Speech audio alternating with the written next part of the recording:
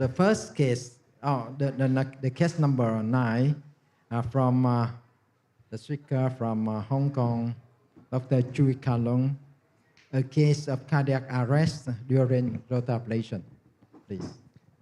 Thank you, Chairman, for your kind introduction. So I'm Dr. Chui Kalong from Hong Kong. So I'm going to share with you a case of cardiac arrest during rotor ablation. So I have nothing to disclose. So my patient is a 65-year-old chronic smoker, type 2 diabetes, hypertension, history of inferior MI 10 years ago with PCI to RCA and also PDA. And there is a mid-LAD CTO. And the echo 10 years ago already, the ejection fraction is 35 with some anterior hypokinesia. And actually, this is 1 month after the PCI to the RCA, and the RCA did improve.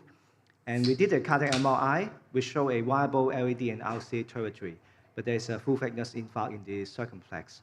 But at this time, this patient refused the LAD CTO and continued on only the medical therapy. So he was admitted a year ago for an NSTEMI with acute pulmonary edema, and the repeated echo showed a ejection fraction of only 28%, and the LAD territory is akinetic, and the RCA territory is hypokinetic. And the coronary angiogram show is left main is 50%, LAD 90 calcified mid-LAD CTO as the angiogram in 2014. Circumflex is non-dominant, and RCA show a mid-RCA subtotal occlusion, proximal RCA 90% stenosis. Here come with the angiogram. So this is the spider view. You can see already the some retrograde feeding to the RCA. And the LAD is, proximal LAD is calcifying, mid-LAD is CTO. And the circumflex is non-dominant. And small views on the LAD, and you can see the RCA is dominant, is retrograded filled by the left system. So this is the RCA angiogram. Basically, it's a subtotal occlusion at the RCA distal to the stent. And there's also another lesion, proximal RCA, that is proximal to the RCA stent. So we managed to wire, do some of the ballooning. And this is the angiogram after the balloon. And because there's no stent before and after the stent with stenosis, so we decided to put in a short DES proximal and another short DES in the mid-RCA, and we DCB the middle part of the RCA stent. And this is the final angiogram. So at that point of time, because it is a NSTEMI, although this is nearly subtotal occlusion, we found the LAD CTO because this patient initially refused, and we asked the patient on table. Patient is very keen, and he's not willing to come back for another stage procedure. So that's why, because of this very smooth procedure in the RCA, we decided to proceed to the same section PCI to LAD CTO. And you can see the retrograde filling to the LAD. So we set up a bilateral angiogram, and we use the femoral axis, and this is the EBU 375 guiding. And initially we used the XTA, but doesn't have adequate penetration power, so we changed to Gladius EX, but this cannot penetrate the distal cap, and we upgrade to a Gaia next third. We puncture the distal cap, and because of the distal disease is very severe, we step down to a filter XTA. We managed to cross the CTO with the XTA. And then we confirm with a bilateral angiogram, make sure we are in the LAD true lumen, and we are. And then we try to advance further my wire, and we try to then put the microcatheter, but the microcatheter is basically stuck at the mid-LAD. You see the heavily calcified mid-LAD part here. We use the 1.10 and also the 0.85 balloon, it doesn't cross. And finally, we have to jam our microcatheter here, and this is the rotor drive wire. We try to, this rotor drive wire is a new version of the rotor wire that has better maneuverability. So you can see a very good torque control. And after putting the microcatheter as far as could, and then we replace it with a rotor wire. rotor drive wire. And then what has happened here, I'm going to explain in the next slides. So I think rotor ablation, the second operator is more important than the first one. So what has happened is you see there's two guiding here. So one is the EBU35. Because the second operator is not holding the guide wire properly, so it's actually the guiding is pushed out and got dislodged into the ascending aorta. So luckily, I don't have the wire in the LED, but this is a CTO that I spent some time in wiring. I don't want to lose my wire position. So I got a JL, the virtual grade guiding has completed its role already. So I changed it out to a JL4 guiding. So wire down to the LED, and then I put a 4O balloon to anchor the rotor wire in the left main. And then I pull the wire at the same time, push in the guiding so as to re-engage my guide into the left main. This is the rotor, the EBU375 guiding from the right radial. So this is one time that I got a guiding actually dislodged into the ascending. This is the way I rescue this situation. Luckily, I have two access. So I think, this is a CTO, and I cannot pass a balloon, I cannot pass microcatheters. Basically, it's uncrossable lesion. So we do the rotor ablation. But mind you that this patient had ejection fraction of only 28. So we thought this is a CTO, and probably doesn't matter if we do something bad, and that's why we decided actually to go for a rotor ablation. So this is a one fiber, it doesn't cross, and then we step down to 120 fiber.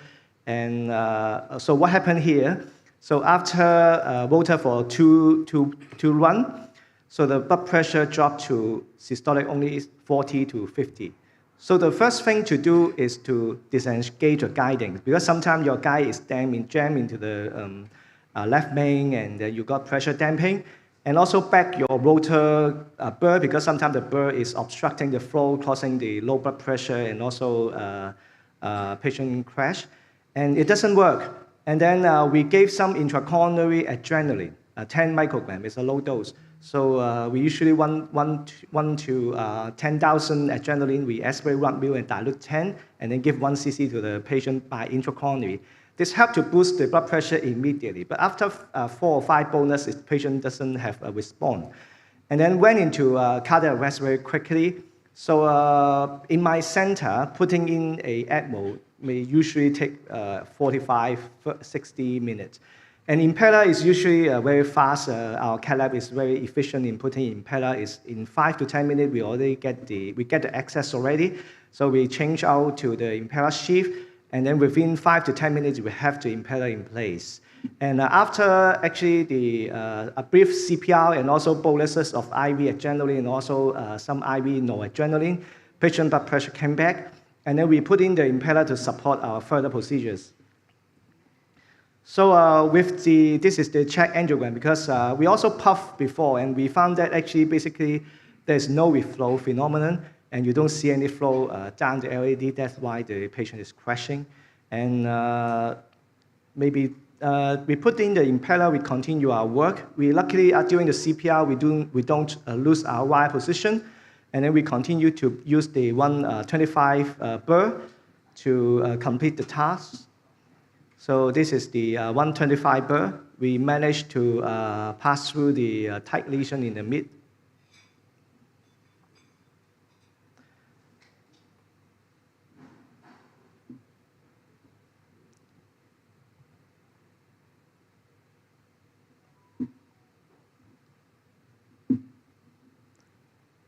So usually, if the microcatheter don't cause a 125 burr, would be a better choice.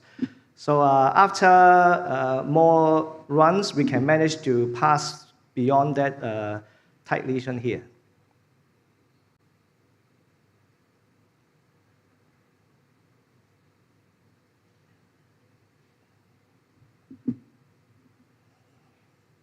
Yes, like this. And then we did a few polishing one.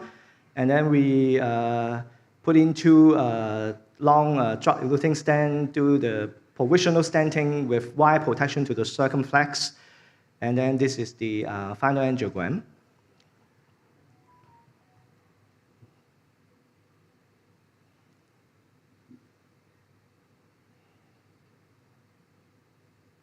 Okay. So learning point in this case is, So complete revascularization should be the goal in most patients in multivessel coronary artery disease. And however, the best timing for the stage procedure should be individualized. In some patients with poor EF, complex CTO, and anticipated, although I don't anticipate use of rotor in this case, but if there's any anticipated need for rotobation after treating the culprit vessels, it's more wise to consider a stage procedures. After the patient rests for some time, a course of medical therapy, the EF may improve, and that may be a better choice in this case. And of course, you may consider upfront use of MCS, but it's sometimes quite difficult to predict which patient is going to need it. And also the cost of MCS would be a big consideration in most of the center. And also, in this case, sometimes play-out use of MCS, be it ECMO or impeller, can be life-saving. It depends on your center expertise.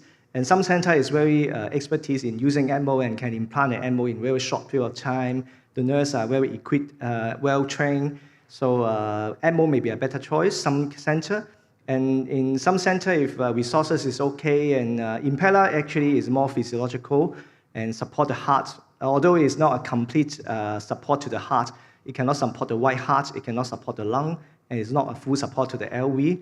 So it has to be individualized. But play-out use of MCS can be life-saving in situations like this. So thank you very much for your kind attention. Thank you very much. We have got more than 3 minutes left. So maybe we ask a question. Yeah. How do you think about this case? I want to ask Dr. again, Brian Wu.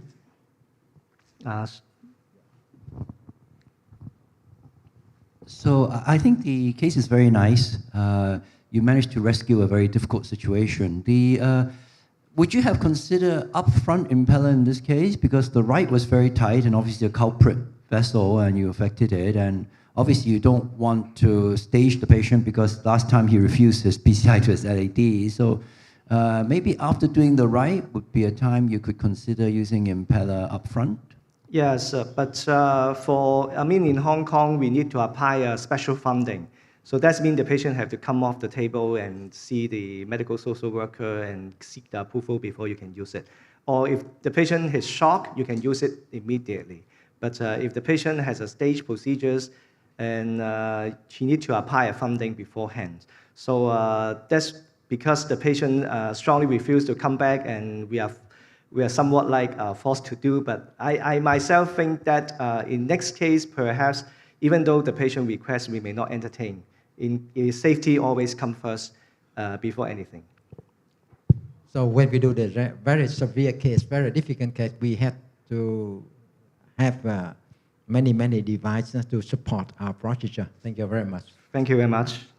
We go to the case number 10 from Dr. Phan Tuấn Đạt, trophy gone wrong.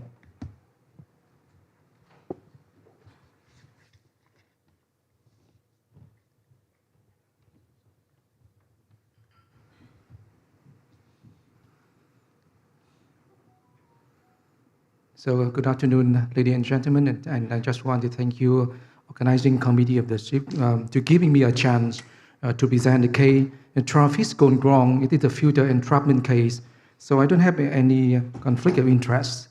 So let me introduce. It's a 66-year-old male patient with a history of the significant cardiac risk factor, including the hypertension, diabetes, and dyslipidemias. And nearly 40 years ago, the patient underwent the coronary artery bypass grafting with 2 grafts, Lima to LAD and SPG to RCA. And for the past 2 months, he had experienced the exertional chest pain, and his echo revealed that the preserved ejection fraction, creatinine, his renal function, and troponin were reassuming and both within the normal limits. And coronary angiogram revealed the critical, the 90% the stenosis at the proximal LAD, as you can see on your left-hand side. And fortunately, the Lima and LAD graft remain widely patent, ensuring the good flow to the anterior circulations. So moving to the right coronary, that we cannot engage selectively because you assume the RCA was occluded as reviewed in the autogram on the right-hand video, as you can see. And turning our attention to the SPG to the RCA, we identified that the complex lesion at the, with the 90% of stenosis of the distal anastomosis and the 70% of the mid-LED to the crab. And you can see that interestingly that the graph is very short, reflecting the surgical technique that almost 4 decades ago. And in terms of the patient symptomatic presentation, and we decided to do the PCI to SPG to RCA graph. So due to very tight lesion at the anastomosis, the distal protection device may not cross. So we decided to pre-dilate with the 2.0 by 15 mm balloon to pre-dilatation the lesion first. And once the depth of the dilatation was achieved, we successfully crossed the lesion with a Spider FX 3.0 mm filter device and put it in the distal RCA under the fluoroscopic guidance, as you can see on the slide. And moving on, as we quite easily to deploy the stand at the mid RCA with the stand DS 2.5 by the 24 millimeters. And because we think that it is quite a separate lesion, and we decided to use the spot 10, and we deploy another stand. The stand here is for the anastomosis. We chose the size of stand 3.0 by the 14 mm to deploy to the SPG, SPG lesion here. And we post dilatation with 2.5 by 10 mm and T-balloon, and we, as you can see, that we can achieve the excellent angiographic results. And at this point, we are ready to retrieve the filter device and conclude the procedures. But then the unexpected happened. And while we are attempting to retrieve the spider filters, we encountered resistance here. The retrieval catheter, you can see that cannot cross the FVG stand because they think that it's not, the stand is not full expansion after the post-dilatation. And because of that, we tried to pull back the spider's device, but it's come trapped within the stand, the distal stand. So this leads to the deformation with the distal portion of the stand compressed and shorten the stand of the mid RCA. So we think that we have to illustrate what is the mechanisms has been proposed called the filter entrapment on my case. So I can have the two mechanisms have been proposed here. The first one, when we retrieve the character enabled to cross the SPD stand leading to the failure in the filter retrieval, I think that the first stand, because the stand is not full expansion after the post-dilatation, and I think that the character is not coaxial within the stand. That's why that the character retriever cannot cross the SVG stand on that case. And secondly, that we think that when we try to put back the spider entrap into the distal end of the stand and deform the stand with the stand, and you can see that the stand vertically compressed and shortened and make the stand deformation. So this is a nightmare. So what in this situation, what would you do as the next step? The first one, you transfer the patient for the surgery, or you attempt to pull the filter out with the greater force, or you find an alternative method to retrieve the filter through the catheters. And I just want to ask you, who's going to be choose the answer A? Nobody, right? Answer B, you want to greater force. Yeah, and I think that we all agree that we should choose the answer C, because we know that if you change the patient in surgery, it's very invasive, and all Vietnamese patients prefer the less traumatic options. And for the answer B, I think that is absolutely contraindication, because all the filter stuck into the mid of the RCA stand.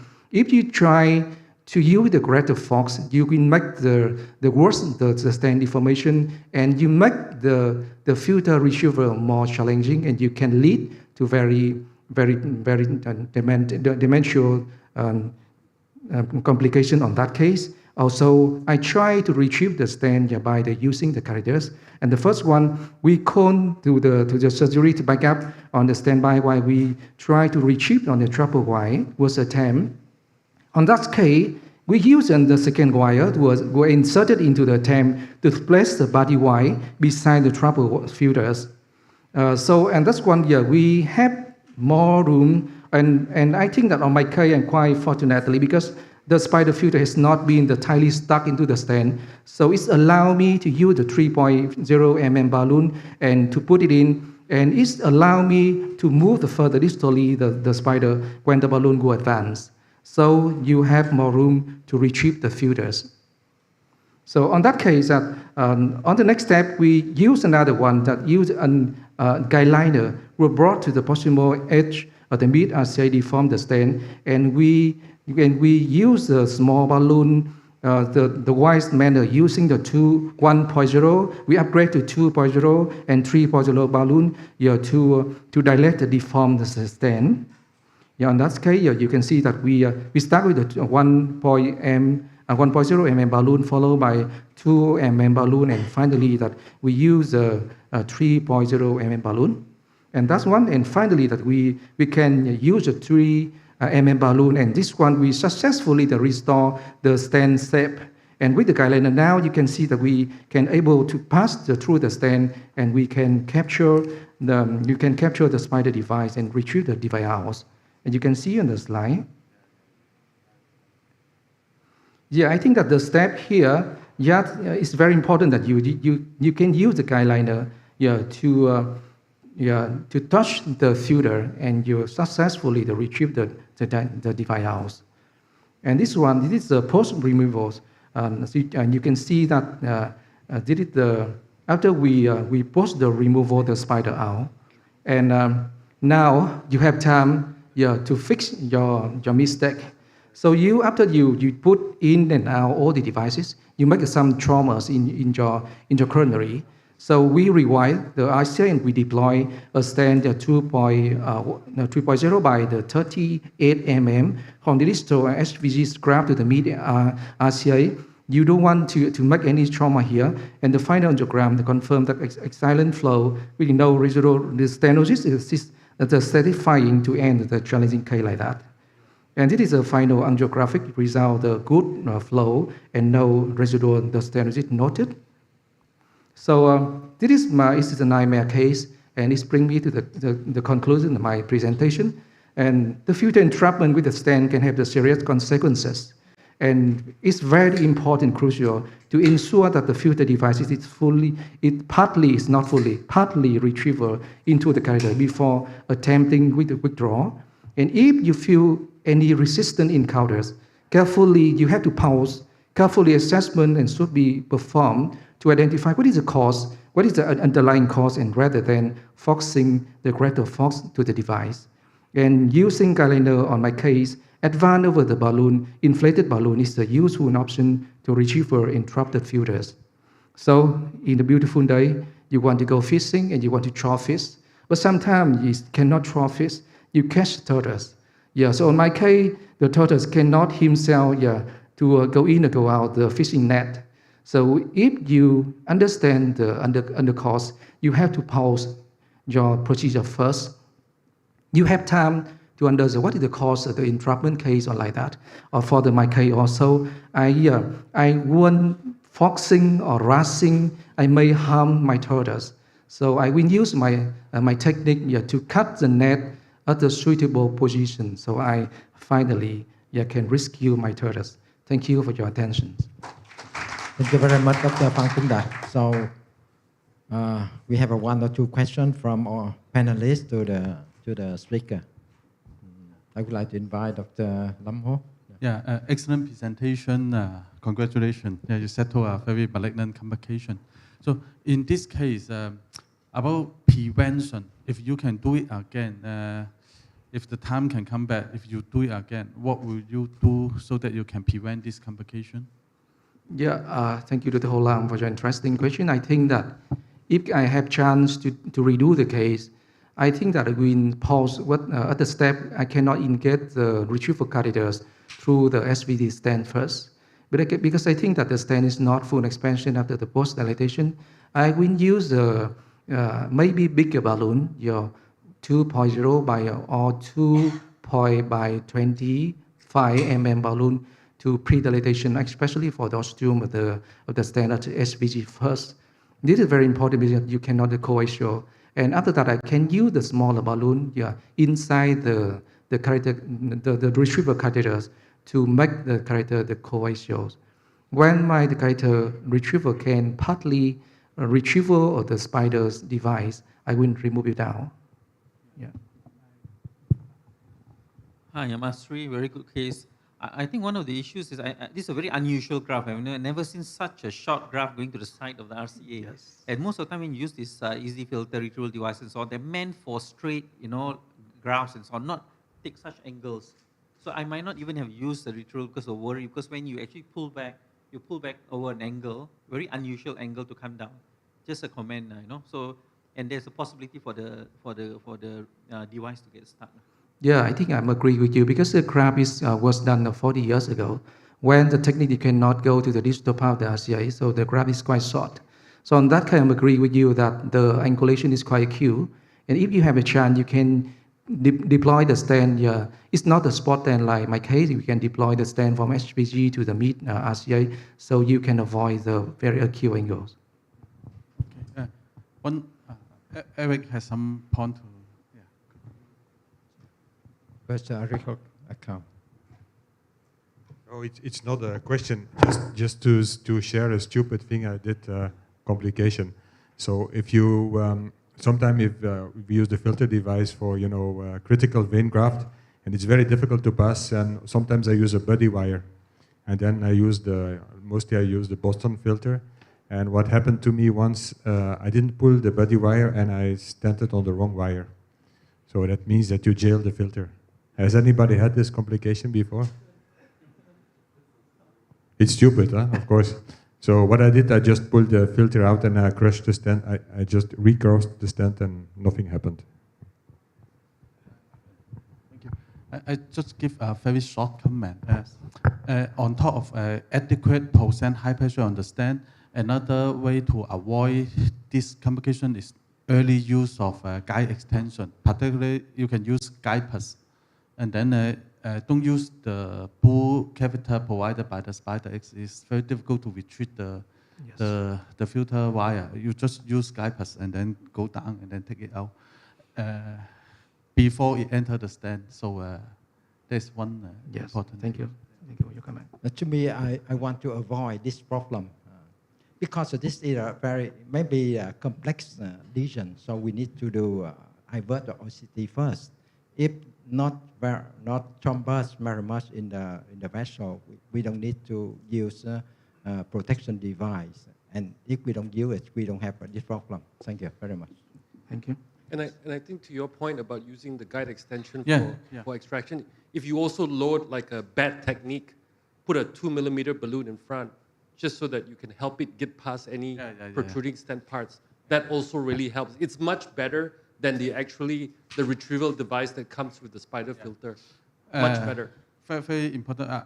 Because of time, I did not explain is because the filter wire actually will make your wire bias to the wall of the vessel. So you put one balloon or you inflate one balloon to centralize the wire, then it will be more easy for you to pull it out. Yes. Thank you very much for your comment. We go to the next speaker. I would like to invite Dr. Vũ Quang Vũ from UMC with the topic tips and tricks to manage the complication in complex rotational atherectomy. So thank you, Chairman. So I know that all of you from Hong Kong and all of colleagues here, you are the expert on the rotablation. So today I just talk about some tips and tricks for rotablation atherectomy. So the first one, the indication of rotablation. This is the definite indication on so possible indication in daily practice. In our center, we usually use the IVERS for almost 100% of the case. So it belongs to the IVERS finding. And also, if the IVERS and device cannot cross a region, we can use a rotablation for rotablation. And how about the penetration of the rotablation in the Europe country is in the table show you that it's about highest one in United Kingdom, about 3.1%. We don't know about the Hong Kong might be higher than this. And how about in our country, maybe around just about 2 or 3% of the case. And how about the clinical outcome, in hospital clinical outcome after rotational atherectomy? This is the registry from the Japan, over 13,000 patient rotablation. So with the composite outcome is about 1.3%, including in hospital death, cardiac tamponade, and also the emergent surgery. So they didn't count the other complications, for example, the arrhythmia or slow flow or something like that. They just count about the in-hospital death and also cardiac tamponade and also the emergent surgery. And how about the risk factor for the complication? So in this analytics, they show that the experience of the doctor is one risk factor, and also the age of the patient is a risk factor also, and also the ACS setting is also the risk factor for the complication. And this is our center. So far we have over 223 patients with rotablation in 5 years. So the IVUS penetration 93.6% in our center, and triple vessel disease about 75% in our center. And now how about the successful rate in the rotablation in our center is 96%, and the slow flow 4%, vessel perforation about 2.2%, and mortality 2.7%, and total MACE in hospital is about 8.5%. And this is our experience about the rotablation.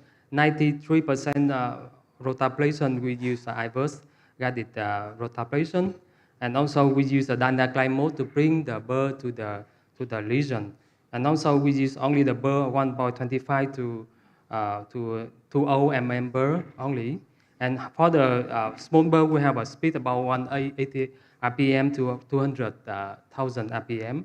For the bigger burr about 160,000 RPM for the patient.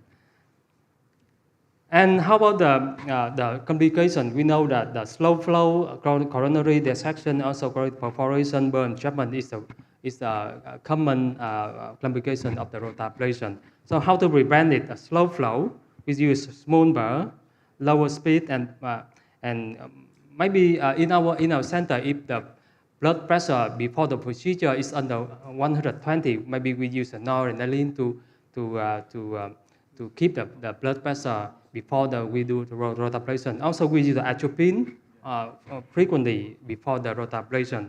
And coronary dissection, we have to careful case selection to avoid vessel tortures. And also, we have to see about the IVUS finding by why bias during the IVUS finding to see the risk of the coronary dissection, also the perforation.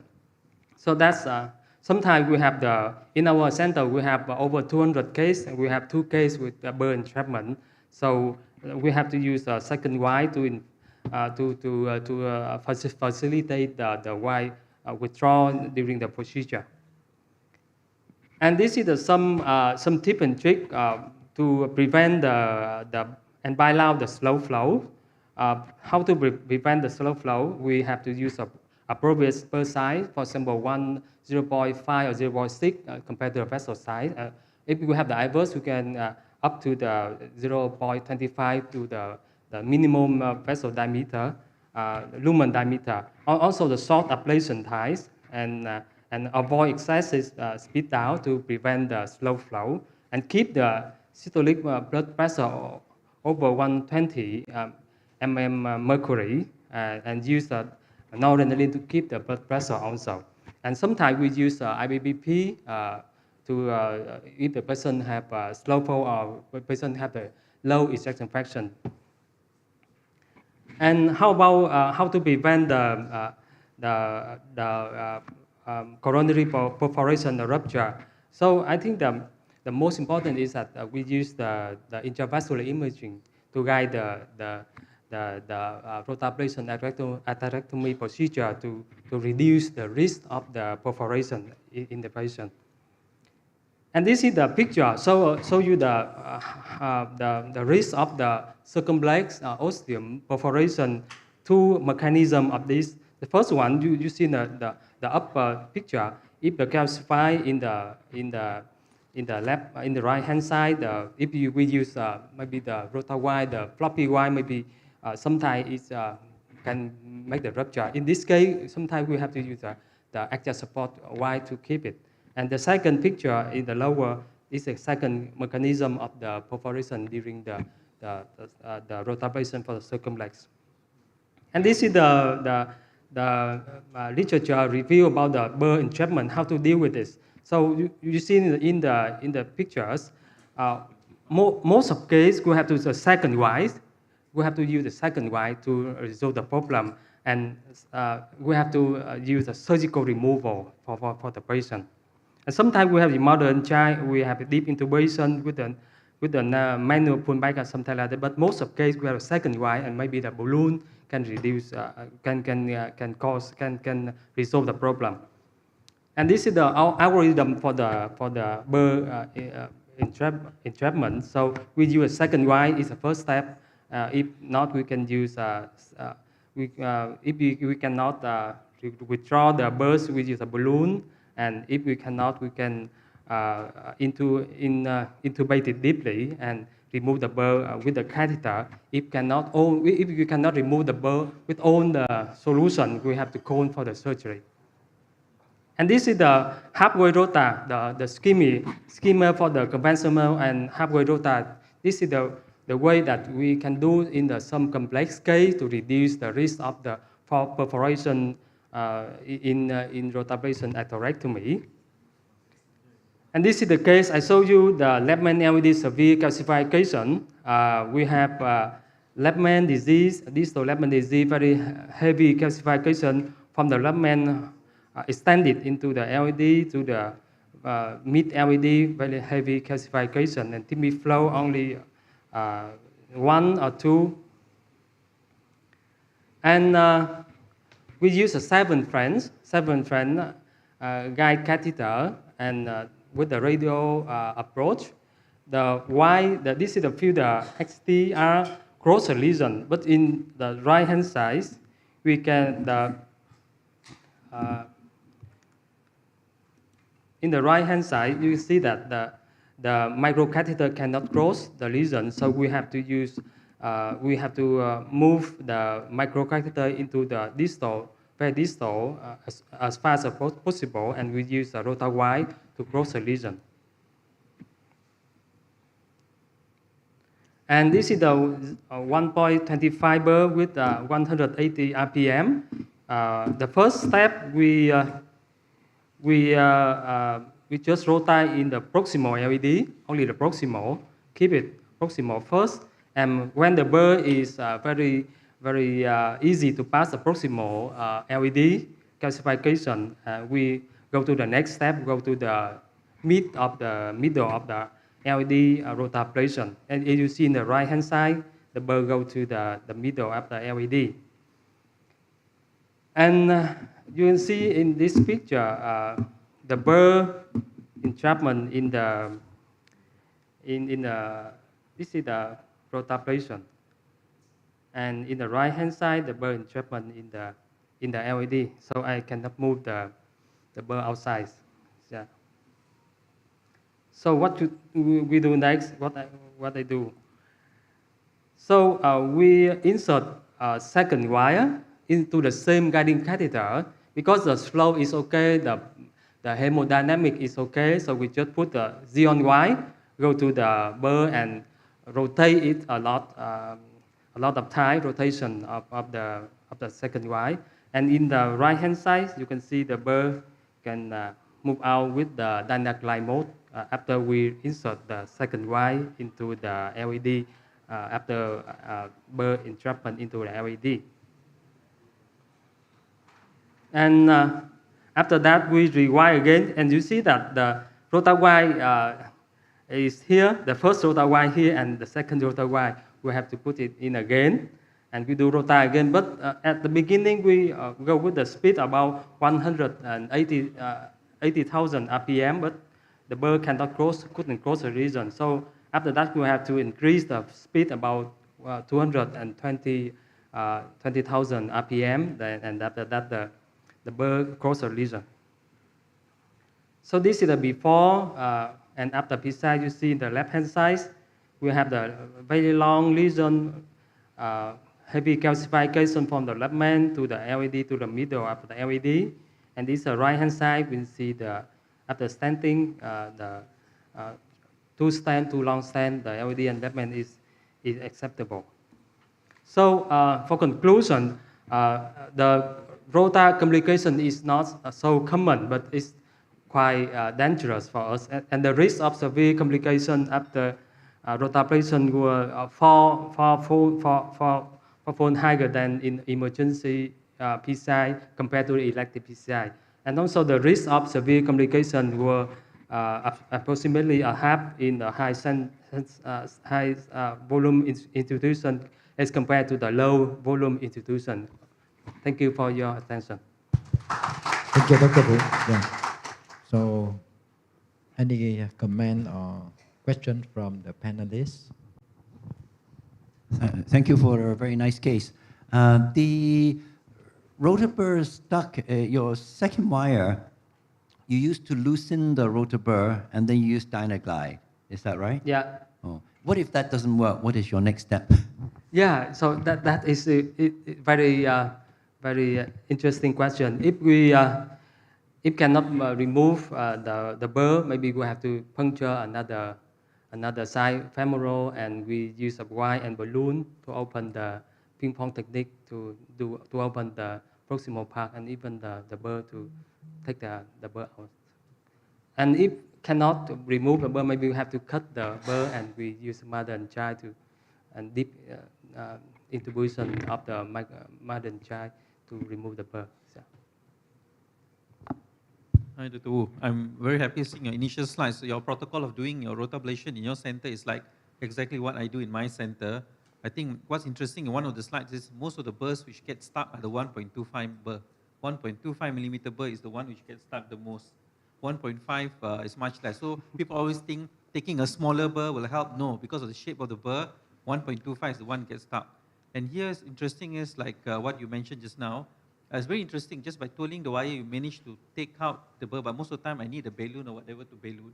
And like what Professor was saying, Eugene, I think the other one is a mother and child. So you must be well versed where to cut, how to put in your guide extension right to the burr, and then try to pull out. Most of the time, it will work. Yeah. Just a comment. Thank you. Oh, thank you, Dr. Vũ. So we now to the third case of this section. I'd like to invite Dr. Su Jin Chen with the topic PCI in young AMI with the multi-vessel thrombosis. Okay. Hello, everyone. I'm Dr. Jian from Taiwan Zhonghua Christian Hospital. And thank you for inviting me to this wonderful meeting.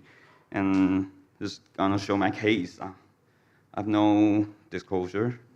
And this is a 33-year-old male with history of smoking for 10 years. And we can see he got a very high LDL.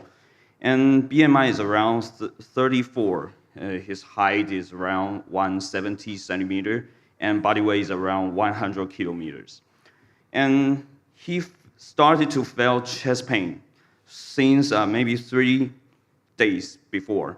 But on that day to our hospital, he felt the chest tightness exaggerated. So he drove by himself to our hospital and was found falling down in the corridor of our hospital by other patients on the ER day. And he was sent to our ER with the present illness as dyspnea and slurred speech in ER.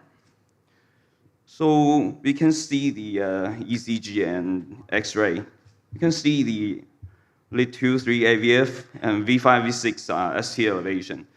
But not that severe pulmonary edema, but because the dyspnea symptoms, he got intubated in the ER. Well, as in this ECG, maybe RCA or circumflex maybe. So we can check the RCA first. Okay, RCA is okay. So I think maybe circ. Okay, you can see that. Yes, you can see this circumflex maybe is the carpal lesion, right? But do you see others? You can see LAD. In the middle part of LAD, there's a filling defect. And others, you can see left main. Do you see that? In left main, there's a floating thrombus seems. Okay, so how do we do it? I think basically on the ECG, the carpal lesion may be in the circumflex. So I think to do circumflex is the most important one. So I started to do the circumflex. I try to use the EBU guiding, try to engage well. Then the floating thrombus in the left main may not move out. So I started to do circumflex OM1. That's easy after using the advanced aspiration catheter, as you can see that. It's easy. There's no calcification in this young man. So after that, OM1 is okay. Then I go to do some thromboaspiration in OM2. It seems like okay. So I want to fix the LAD because I don't want to face the two-front wall. So I do the LAD thromboaspiration. So there's, as you can see, there's still some filling defects. So I just do direct stenting in this LAD. So use the Onyx 3.5 millimeters, 30. So after that, you can see that LAD is okay. So I can focus on the circumflex again. So back to circumflex, I do multiple aspiration and using the stem balloon to do low bar balloon dilatation. Then here's the, I think this is the final angiogram. Of course, maybe you will do other things like just do direct stenting. Can I have your answers? Anyone want to do direct stenting in this time? Please raise your hand. Okay, no. And GPI and stage PCI, or maybe we can do some IVUS image. Anyone? Okay, or others, okay? So because the circumflex is quite large and still a lot of thrombus, so I use some GPI, then use the Clesan, so for several days. Then within these 3 days, we do some exam for this patient. Heart echo is okay, as you can see that. So my plan is to do circumflex using the KRX with Indigo system. It's a continuous negative pressure with 1 ATM suction. I think it's work for this patient and using OCT. So after GPI and Clesan, as you can see that circumflex got quite well, I think, but still thrombus. So I do OCT. This OCT still got some thrombus, so may not see that very clearly. So I use the KRX to do some thromboaspiration again. And after that, as you can see, it's more clear. So I do the OCT again. So we can see that. Why is the this patient got STEMI? It's OM here. You can see that. I think it's plaque rupture here, just above the OM area. So as we can see that, we just do stenting using biofreedom 4.0 and post-dilatation with NC 5.0. Okay, that's good. So after that, I do OCT again to check the if the stent well. The stent well post-dilatation and apposition is good. So after the final post-dilatation, the flow is okay. So finished? Not yet. Do remember the patient got slurred speech in the ER. So in that 3 days, we do some chest CT, heart CT, and brain CT for this patient. And we found other things, as you can see here. There's a thrombus in the iliac artery, left iliac artery. And besides, do you know what happened with this brain CT? ICA is okay. So you can check the vertebral artery. In the left vertebral artery, it's okay, right? But in right vertebral artery, it seems like occluded. But some of us, the vertebral artery get naturally diminished.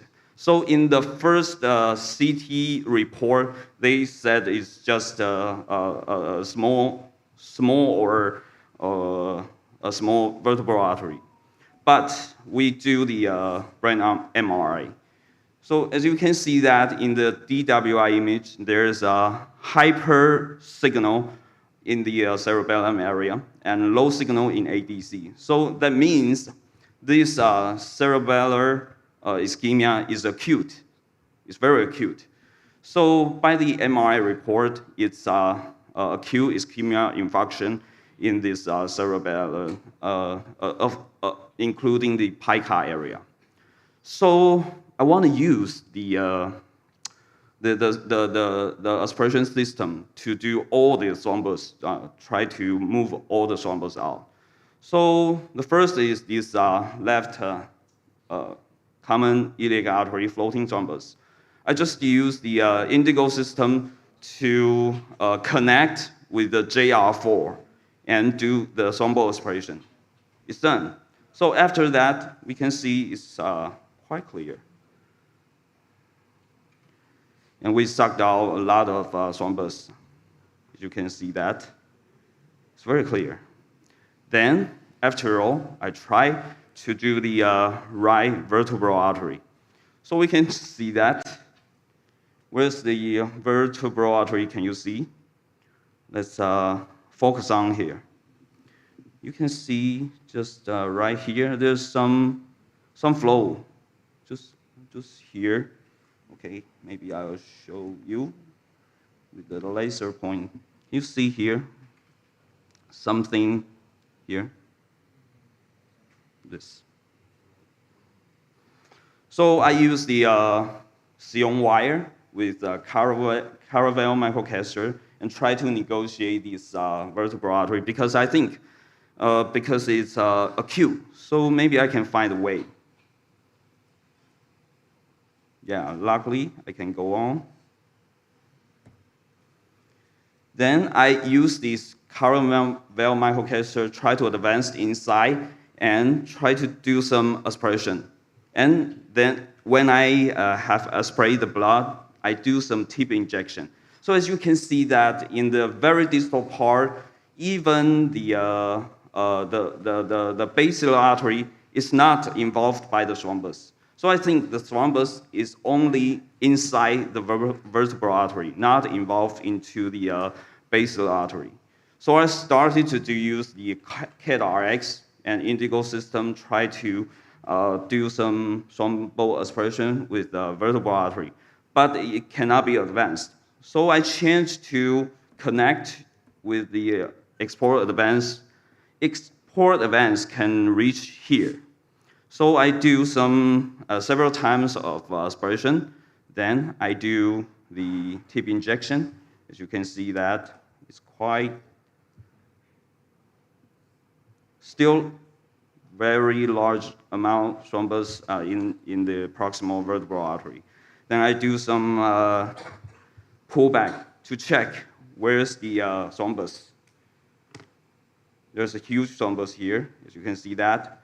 So I think the tiny aspiration catheter cannot draw the whole thrombus out. So I just connect 5-branch ST01 with the suction system. And after that, you can see I draw all the thrombus out in some just in the subclavian artery here. So I check the flow. You can see that flow comes out, all comes out. And something we need to check is thrombus may dislodge to the radial artery or something. So I check. Yeah, the thrombus just dislodged in the bifurcation of radial artery and ulnar artery. You can see that here. But I think that's easier. So I just wire down and do thromboaspiration with ST01. Then final, as you can see that, all the radial artery comes out. I think some residual thrombus is inside the ulnar artery, but I think that's okay because palmar arch comes out.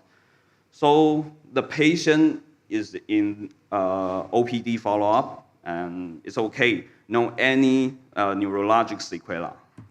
So I think apply this kind of indigo system for this coronary thrombus, iliac artery thrombus, and vertebral artery thrombus without any neurologic sequela is successful.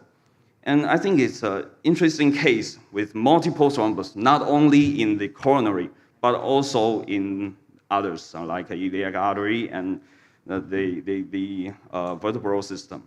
And OCT confirmed the coronary rupture plaque in circumflex, but we still not know what's the etiology about the other side thrombus. And I think heart echo show normal, and we also do the bubble test, it's negative, so there's no intracardiac shunt. So my medications now is triple, DAPT, NOAC for 3 months. Then now I change to the DPI with Plavix to NOAC. So this is my case, and welcome to Taiwan for another meetings. Thank you, thank you. Thank you, Dr. Chu Chin. We have one comment from panelists. I invite Dr. Professor Wang An-Tien. Yeah, so very interesting case, and you have results with the perfect research. And I have some comment that in very first times when the patient admitted to the emergency department, maybe we can use the EKG to find out with either curve bridge lesion. For example, in this case, we can see that the elevation of ST elevation is the D2, D3, and ABS, also with the V5, V6, and D1 and AVL. So it means that it should be the circumflex lesion. Or we can see the elevation, ST elevation in the D2 is higher than D3 or ABS. It's maybe the circumflex lesion. Yes. And the second is in here we follow up. It means we chase the shadow of the disease. So what you should check about, for example, ACT. We should use the anticoagulation. It's very strong. For example, maybe we use thrombolytic or some heparin or some inosavarin, for example, to prevent the further thrombosis in all the arteries. Yeah. Yes, I think it's very maybe important, and we can mention in the clinical. Yeah. Yes, thank you. Thank you very much. We can come back to this topic at the discussion part. Yeah, thank you. Thank you. And now Dr. Võ Anh Minh from Tâm Đức Hospital in Ho Chi Minh City will go to the forecast of this section.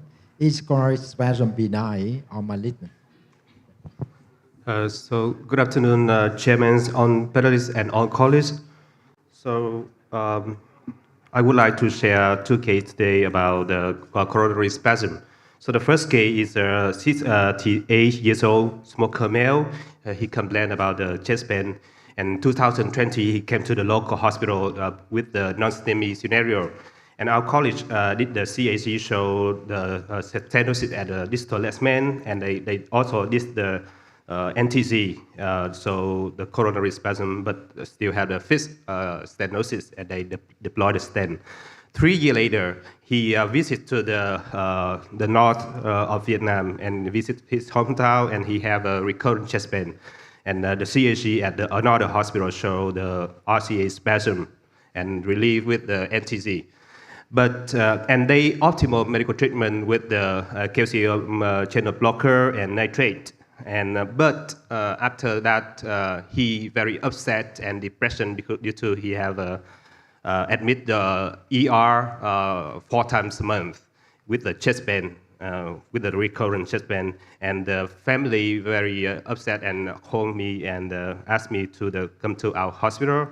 After he landed the airport, he had a severe chest pain and came to the ER with the third AV block and the ST elevation at the DIS2, 3, and AVF.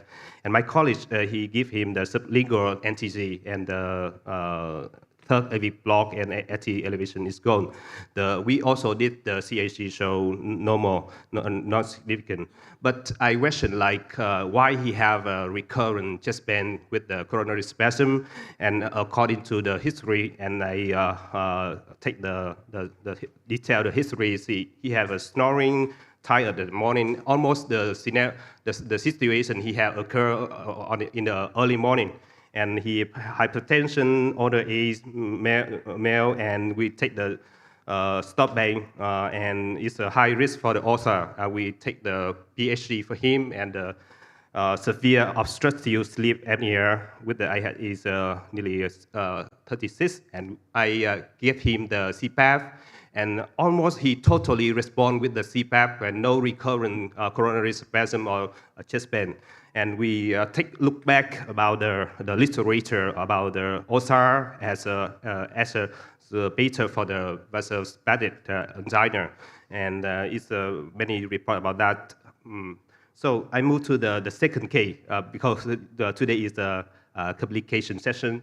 The second case is a 79 years old male. He came to hospital because the unstable angina, syncope, heart failure, and hypertension. We saw that he have a severe stenosis at the RCA, and we proceed to do the PCI for the RCA with 2 stents. And after stent, we saw he have a spasm at the proximal RCA. We did the IVUS, of course, with no decision, and we give him the NTC and release. And I moved to the LAD stenosis.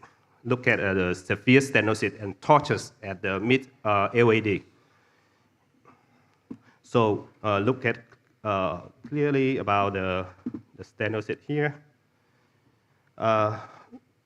Okay, look at it okay, but normally for the torches, I use the Rendru white, but at the time I'm not able. So seal blue white will be okay, but a little bit underestimate the lesion. So after I wiring, so you see it's a mid LD will occlude after the wiring. So at this time, of course, it's a dissection at the torches area, so very difficult situation. So we have no choice. We have to pass the occlusion. So I use the feudal STR try to cross the lesion. So let's look at the second view. So it's a true or false lumen. It's not easy to I check again if I advance the microcatheter, maybe the dissection more. And the third video we show clearly, and you the workhorse Y, and slowly look at, I see the distal one, I think it's a true lumen, and then I check with the IVUS. So of course it's true lumens, some thrombus and dissections. At this time, I decide to deploy the stent for the patient with the 2.75, 48. But it's not just dissection, but still have the slow flow. But according to the IVERS, I decide to deploy the stent first and then see what's going on. So after deploy the stent and IVERS, we still have the no reflow. Some thrombus, minor dissection, and the distal S still acceptable. And but for the next one, we see, oh, it's not my it's not my days. Like it's a perforation. I'm not sure, but I advance the balloon inflation first to see what's going on. I review the answer, and then I push the hydroadenosine, like the first choice of my cath lab about the slow flow and no reflow. But it's almost not improved well with the hydroadenosine. But this patient is much better with the NTZ for the slow flow and no reflow. The final one is look okay. He knows chest band, the hemodynamic is okay, so I stopped the case. But after I change to the post BCI work near to the cath lab to see what's going on, the first EKG and the second EKG. So of course I have to take the patient to the cath lab again to see what's going on. It's slow flow, but it still have improved with the NTZ. So then I waited a little bit and did redo the CAC. It's recurrent no reflow and slow flow. So I did the IVERS. So I think the patient have some dissection at the distal. So probably it's make the thrombus to emboli for the patient and make it spasm at the distal. So the IVERS shows some minor dissection at the distal, so I deployed another stent to the distal. But after deploy the stent, it still have a slow flow. It's really trouble at that time. But you see, almost no response with the adenosine. But again, I confident like this patient will respond with the NTZ for the nitrate. So I with the hydro and hydro with the nitrate is good, get better very quick. And I plan to infusion the NTZ and the calcium channel blocker, enoxaparin, something like, and transfers to the CCU for the monitor for the patient. And the patient, he don't have any chest pain, and the vital sign is stable. And that is why I transfer him to the CCU. But at the CCU, you look at the EKG, still at the elevation, but look, it's quite a little bit better at the EKG before I take him to the cath lab again. And then he suddenly lost consciousness and bradycardia, no pulse, cardiac arrest. We did the CPR, ACOS with the 1 ampules of the epinephrine. He was constant. Constant after 5 minutes. The monitor show AT elevation is high and high frequency of the BVC and short VT. At this time, my colleagues asked me take him to the cath lab or not. I know if I take him to the cath lab, I do nothing. I don't know what should I do next. But we treat him with the amiodarone first because the high frequency BVC. But it's magic. After 5 minutes, 15 minutes, active elevation well resolved. No BVC, no recurrent short VT. The activation resolved well. So I read in the internet about the literature why this happened, and we keep to monitor him and follow up at the ward, and he improved well and discharged after follow up at the IBD. And the EVF is good, it's no change. It's my explanation is his coronary is inserted by the intimal media and can make the thrombus, can make the slow flow and no free flow, but not all. And some chemical like the ET1 can make him the constriction, can make the microvascular spasm. And we see the literature, they show like amiodarone can acutely affect to active of vascular endothelin converting enzyme. And I also searched some reports about the reviews about the coronary microvascular dysfunction. And amiodarone also had the potent coronary vascular dilatation. And we look back about the history in 60 years ago. Amiodarone was induced like an anti-angina in Europe for stable, unstable, and variant angina, and it can improve the CFR and prevent it for the coronary constriction. And they also had a study like intracoronary amiodarone confirm about the potent coronary vascular dilatation and can improve the flow. And when we see some case report in the internet, some patients have a repetitive variant angina attack could be controlled with the amiodarone. So it can combine with the conventional treatment in some case. So my conclusion is prognosis of coronary spasm generally is benign, but could be life-threatening in some situation. And we have to find in the trigger factor about the coronary spasm, like the obstructive sleep apnea or something. It's very important to treat the coronary spasm.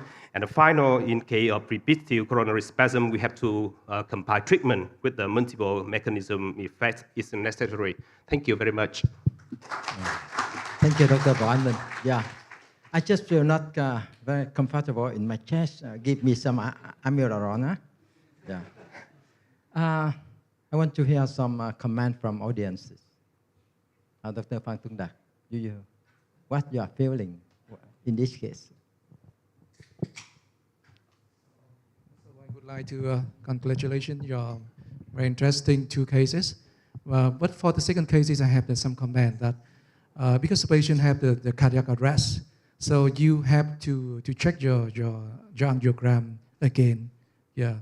Without any reason, you have to check angiogram. I think that you can check for two reasons. You should check that any artery perforation is still there or not. And what about the thrombus? After you have very slow flow after the case.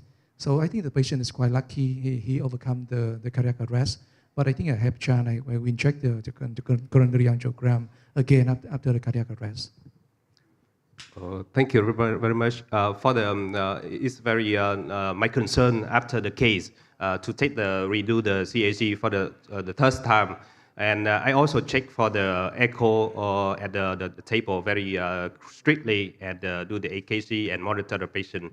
But I predict it's it's not change much, so that is why I denied to do the test one. Thank you very much.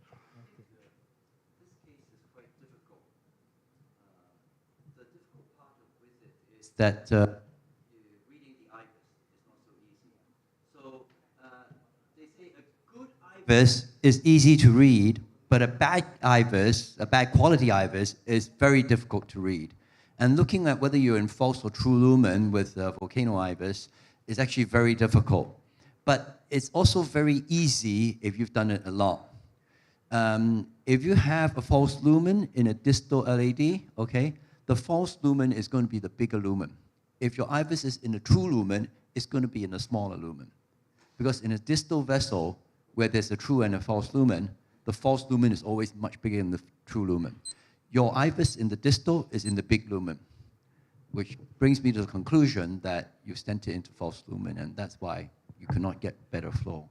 I wanted to say that also, but I had some concern to make this comment, but it's true. That distally you're in the true lumen, but I think honestly at a certain point on the IVUS run you see the fully compressed small false lumen, but only on a short part, and then you're still again in the true lumen. That's also why the septals are missing in the middle part of the LAD, and then they're coming back distally. And potentially the patient reacted to amiodarone. That's a good point. It's a miracle that he survived. It's quite an interesting case. So finally, the final outcome is good, and it's a kind of ADR, involuntary ADR, something like that. You agree? So yeah, absolutely. I think it's very difficult with occasional IVUS. Actually, up until about 5 or 6 years ago, when we were still using volcano IVUS, I was often trapped by this same problem because it just haven't got the resolution for you to see clearly that false lumen. So you don't know.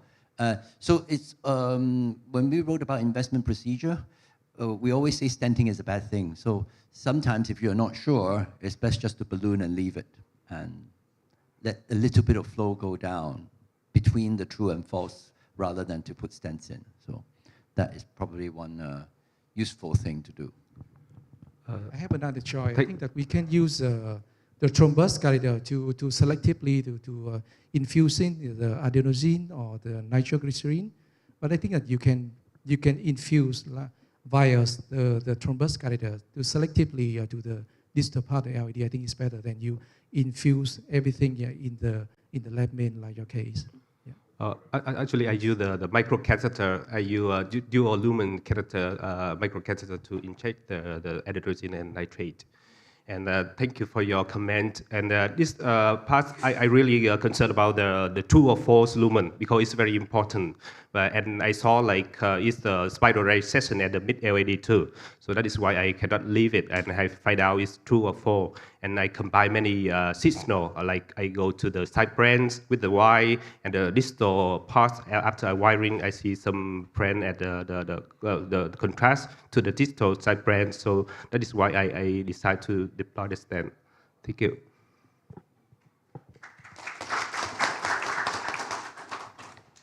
So any question or comment from audiences?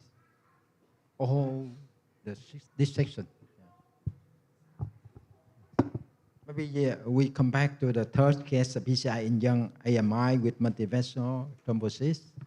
Is there any question? About the third case, I think Dr. Kwan has left the building. But I'm still puzzled. I do not think that the thrombus is, it's just too much of thrombus. Are we dealing with some hematological issue, antiphospholipid syndrome and things like that? Even in your OCT, the disease was not so obvious to me. And I think actually once you see TIMI3 flow, just medical treatment would have actually, dispersed the thrombus. You could have treated it, So I think there's something else going on. You don't see that much of thrombus everywhere. And then trying to chasing the tail, trying to suck out, it just doesn't work that way. It will come back. It's just too much of thrombus. And you can see his vessels, and it's so young. His vessels are so big, so healthy. And I think there's something else going on. That's my opinion. Thanks. Okay, thank you. After the PCI procedures, we check the some antiphospholipid, protein C, protein S. It's all negative. So the issue is when you have thrombosis and so on, they can after the event, sometimes it's not easy to diagnose. You can even ask the hematological side and so on. But just too much of thrombus everywhere, and the vessels look pretty healthy actually. Mm-hmm. Yeah. I'm the same idea. I think that the K from the Tichian, I think it's the hyper anticoagulation stage. You have to find out what is the cancer associated. Make the patient very high hyper anticoagulation state. So you change the shadows. You suck all the thrombus around the body. You cannot do that. But I think that on the OCT, I also think so that another the coronary is quite look healthy. So I think that your coronary rupture is just after you post dilatation go 3.5 mm balloon for a long time. So I think that we deploy the stent on that case quite early. Thank you.